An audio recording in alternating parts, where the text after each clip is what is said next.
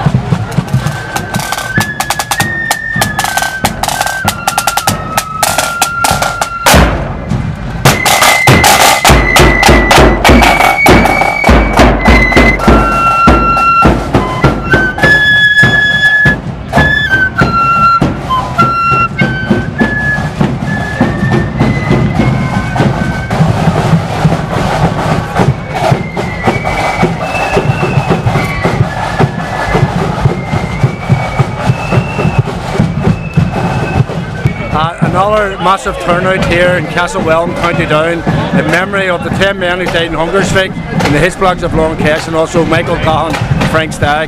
A big bullet bus has to go to organisation here in County Down, Southdown. Absolutely magnificent turnout, a fitting tribute to those who died in hunger strike to ensure that our political status will be secured. We are political prisoners. Tucky Ireland.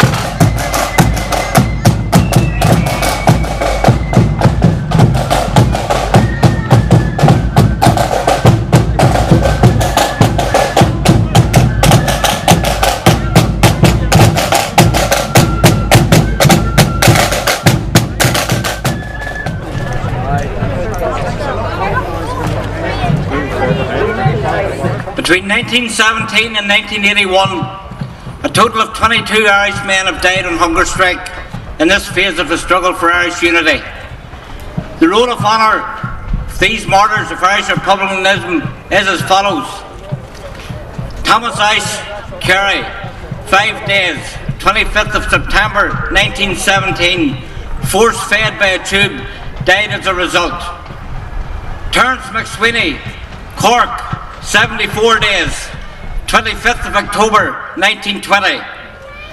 Michael Fitzgerald, Cork, 67 days, 17th of October 1920. Joseph Murphy, Cork, 76 days, 25th of October 1920. Joe Whitty, Wexford, 2nd of September 1923. Dennis Barry, Cork, 34 days, 20th of November 1923. Andy O'Sullivan, Cork, 40 days, 22nd of November 1923. Tony Dorsey, Galway, 52 days, 16th of April 1940. Jack Sean McNeila, Mayo, 55 days, 19th of April 1940. Sean McCaughey, Tyrone, 22 days, 11th of May 1946, hunger and thirst strike. Michael Gawkin, Mayo, 64 days, 3rd of June 1974. Frank Stagg, Mayo, 62 days, 12th of February 1976. Bobby Sands, Belfast, 66 days, 5th of May 1981. Frank Hughes, Balaki, Derry, 59 days, 12th of May 1981. Raymond McCreish, South Armagh, 61 days, 21st of May 1981. Patsy O'Hara, Derry, 61 days, 21st of May 1981. Joe McDonnell, Belfast, 61 days, 8th of July 1981. Martin Herson, Tyrone, 46 days, 13th of July 1981. Kevin Lynch, Dungiven, Derry, 71 days, 1st of August 1981. Kieran Doherty, Belfast, 73 days, 2nd of August 1981. Thomas McElwee, Balaki, Derry, 62 days, 8th of August 1981. Michael Devine, Derry, 60 days, 20th of August 1981.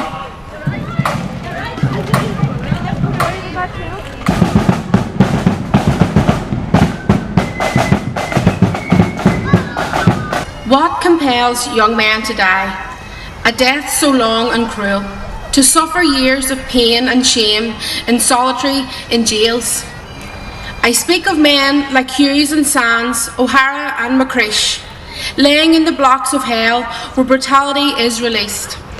Untold pain, heartaches, restless lonely nights, where men find strength within their hearts to stand for what is right. Oppression equals slavery, and resistance stems from both. And those who fight to end it are soldiers of the truth. No matter if they recognise the truth in here or not, the products of these years of pain upon them they have brought. This hunger strike where young men die, not for glory, not for gain, but for recognition of the wars raging through our land. Laying in their beds this night, just bones and clinging flesh, plain, a session and cold and worn in the H-blocks of Longkesh. They are dying for the people's cause, not for their own or foreign greed. They'll die if you don't help them in this, their hour of need.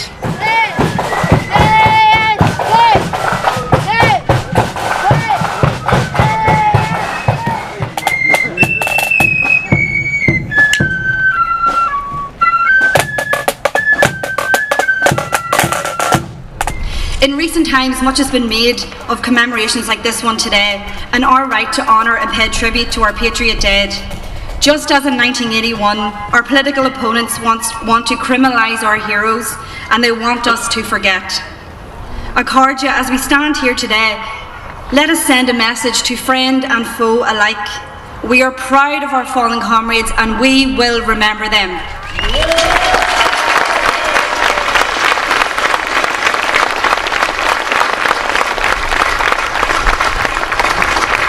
The foundation of Sinn Féin in 1905 began the start of the revolutionary period in modern Ireland.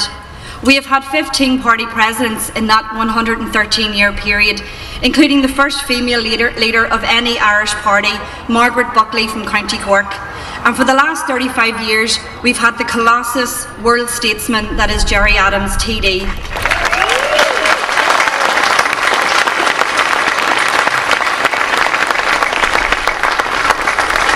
As president of Sinn Féin during the most trying times since the Black and Tan War and treaty negotiations in 1921, and before and after the Civil War, the two present main political parties in the 26 counties broke from their mother party, Sinn Féin. In the conservative world of Southern Irish politics, decaying orthodoxies can live on for a long time, but the Sinn Féin brand is as relevant now as it was in the 1918 election. We have at the forefront of our party the person who frightens that political establishment to its very core. Whenever the proclamation of 1916 needs to be evoked, Whenever people's rights require defending, she is there standing up for the citizens of Ireland, whether in the West in Connacht, down in Munster, in her beloved Leinster, and yes, up here in Ulster too. Accordia, please give a huge welcome to TD for Dublin Central and Uachtaráin Sinn Féin, Mary Lou MacDonald.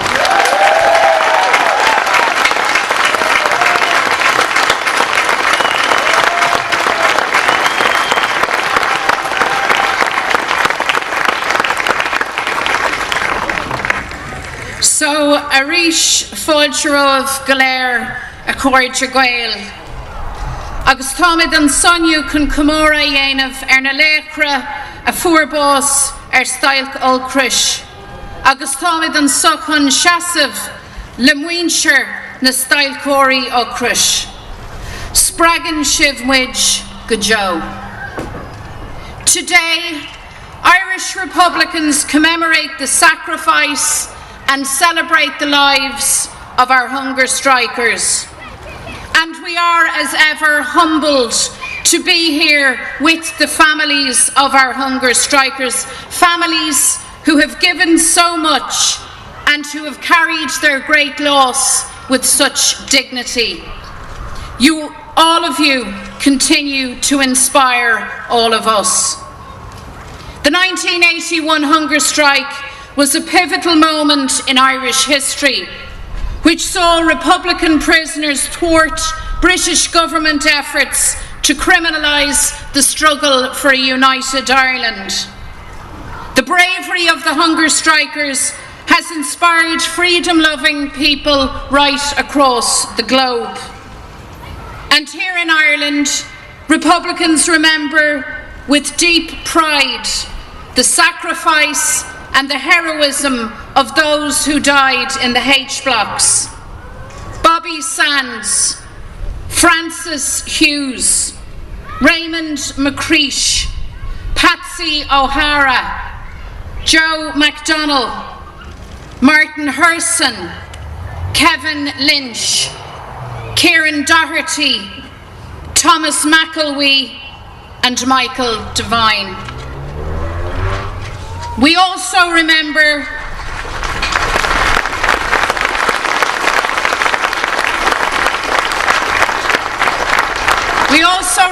Thomas Ashe, Terence McSweeney, Frank Stagg, Michael Gahan, and all those from every generation who died on hunger strike. They died for us.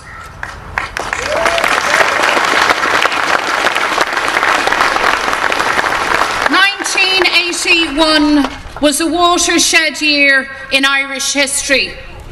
The Irish political landscape was upended and recast.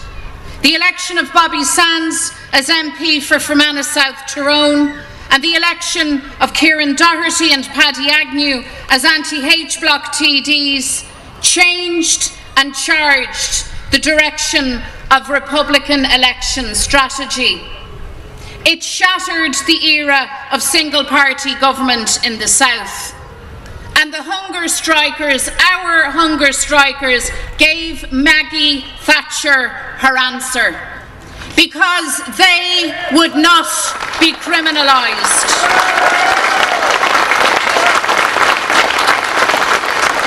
And in 2018 we re-echoed that assertion that we will not allow them to be criminalised ever.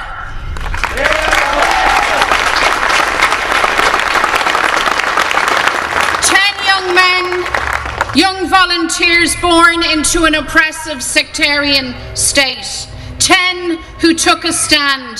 10 who could not be broken.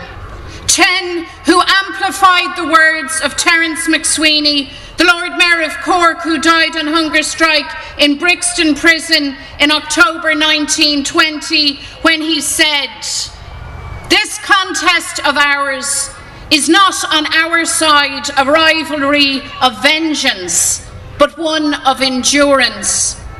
It's not those who inflict most, but those who can suffer most, who will conquer."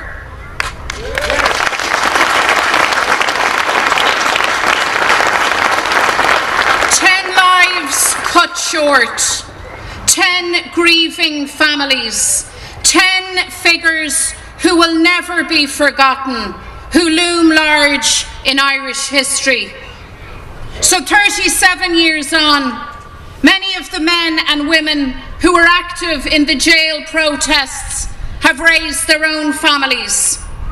They've lived to see their children grow up in a changed and changing Ireland.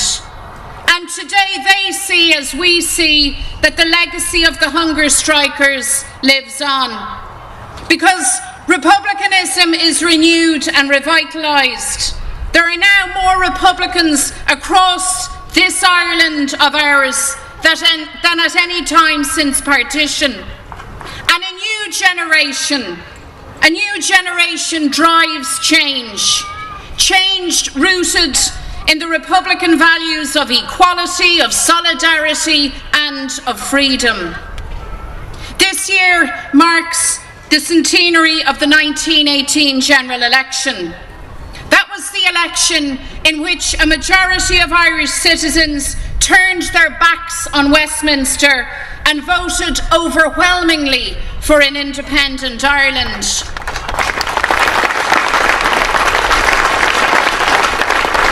This was a changing Ireland led by a revolutionary generation. Sinn Féin MPs refused to go to Westminster and established the first Dáil. This was the election also a first in which women had the vote, and the first woman abstentionist Sinn Féin MP was returned, that being Constance Markievicz.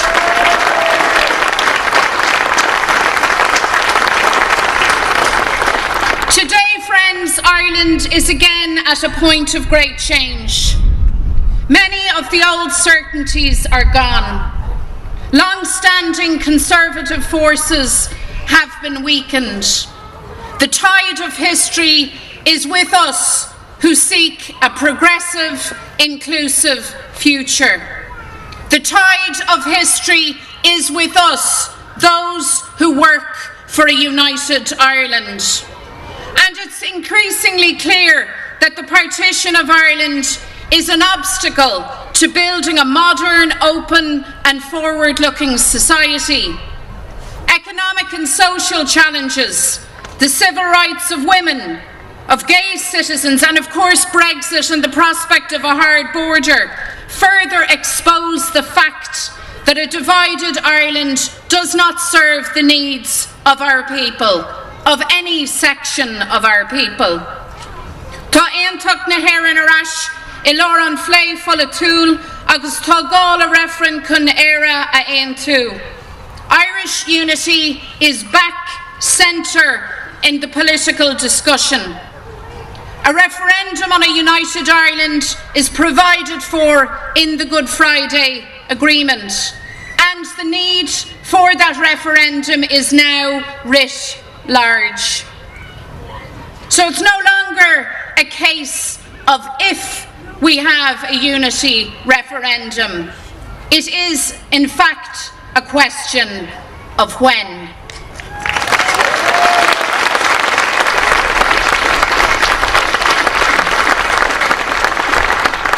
Those who would wish to look the other way, to wish away change, need to think again. We now have an urgent need for dialogue to manage the change that is upon us. And this dialogue must involve unionist political leaders. All political leaders must now begin practical preparations for a new Ireland beyond partition. The Irish government in particular has a responsibility to lead an informed, reasoned and respectful public dialogue, because we're entering into a defining period in Irish political history.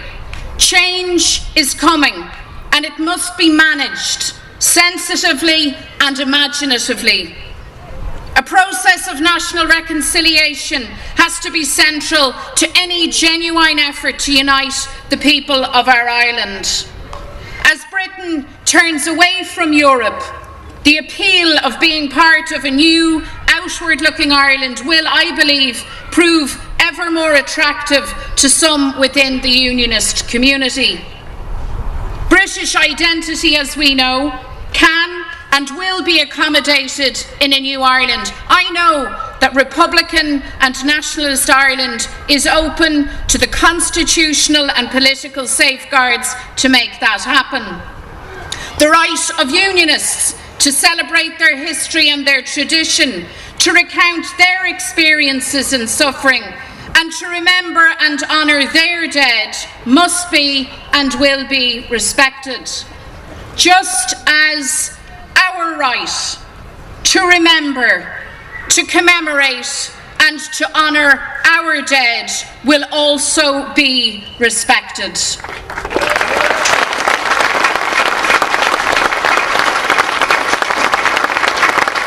The responsibility to ensure an agreed process of change is also why we need the institutions that Stormont re-established. It's why we need the foundations of the Good Friday Agreement, equality, rights and respect in place. Increased All-Ireland cooperation and the building of relationships between people from different political outlooks is crucial as we face into challenging and changing times. And we in Sinn Féin are committed to re-establishing the Executive and the Assembly. The Irish and British governments have said there will be a new round of talks in the autumn, and that is to be welcomed. However, basic rights, respect and equality cannot be disregarded. They are not bargaining chips. They are for all in society. Marriage equality, the right to an inquest and language rights, Acht na Gaeilge, are for everyone. 50 years on from the civil rights movement, sections of political unionism still resist equality and rights, but they will not succeed. And it's not sufficient for the governments only to call a talks process. They have to bring something to the table. They need to make clear that agreements must be implemented in full. The way to unlock the current political process is to make it absolutely clear that rights enjoyed in the rest of Ireland and in the neighbouring island of Britain will be implemented here in the north. And of course I say that mindful that we are dealing with the British government that is dependent on DUP votes and sees Ireland as collateral damage in their desire to remain in office. And that is why we need a strong Irish government leading on these issues. Díreach céad bliain ó shin an Cearlá de Lúnasa, nídéag ochtéag, bhí an domhnach Gaelach ann. Le cluichí fud na tíre, mar freagar rialtas na Breataine, a bhí ag éirí cosc a chur Cumann Lúclas Gael.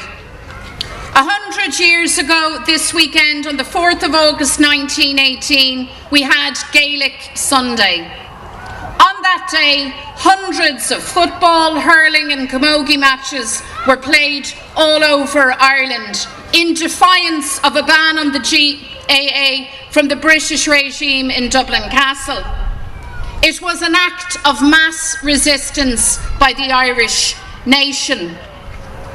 Thousands of people took part as players and spectators. And it was a reminder then and since that rights and freedoms are won by those who stand up for them, by those who will not back down, by those who take their rights with both hands. So Taoiseach Leo Varadkar has said that the North will never again be left behind. Well, we are fast approaching a time when that commitment will be tested. The process of political change isn't confined to the North, because the days of the two conservative political parties completely dominating politics in the South is over. The growing strength of Sinn Féin has been central to this change and to the change that is on its way.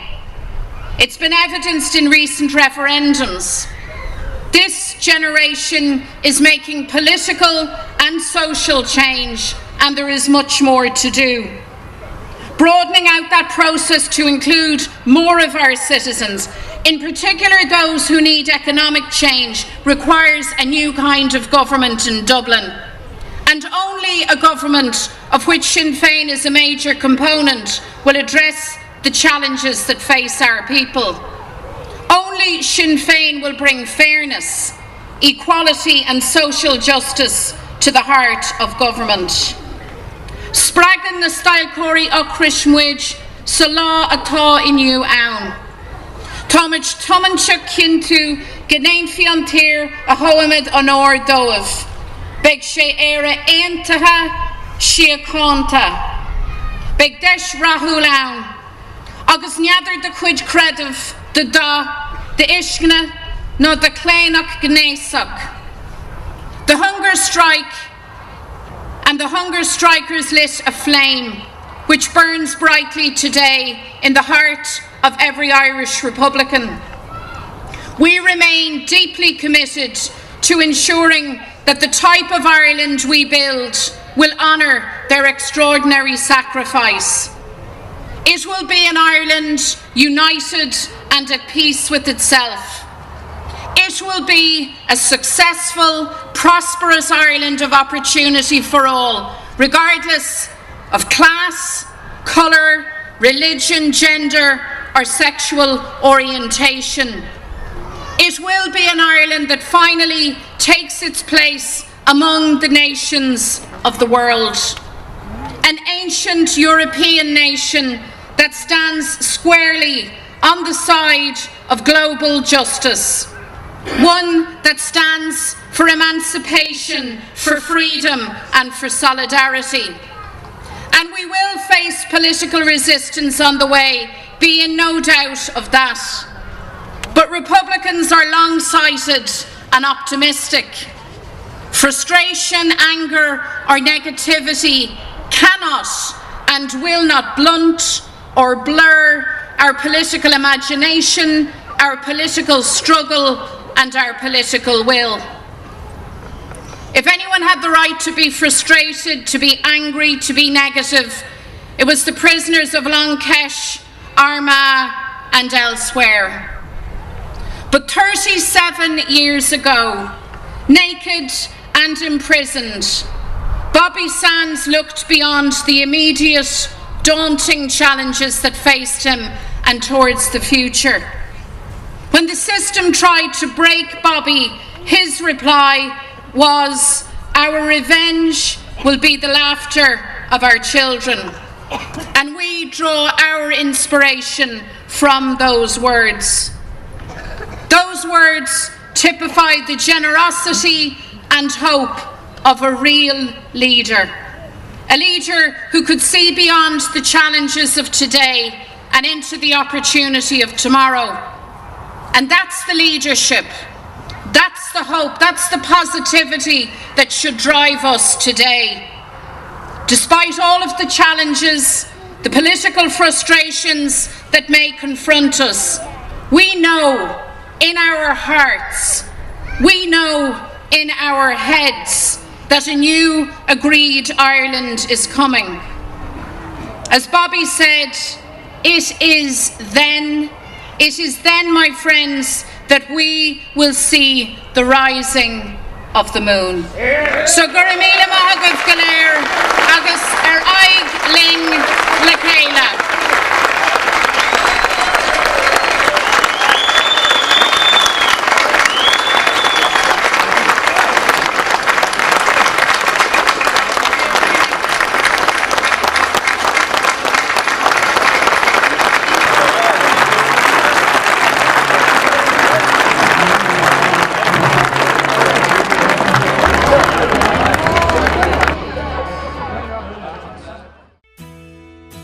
Sinn Féin, Goannas, Carta agus Aontas na HÉireann, Equality, Rights and Irish Unity.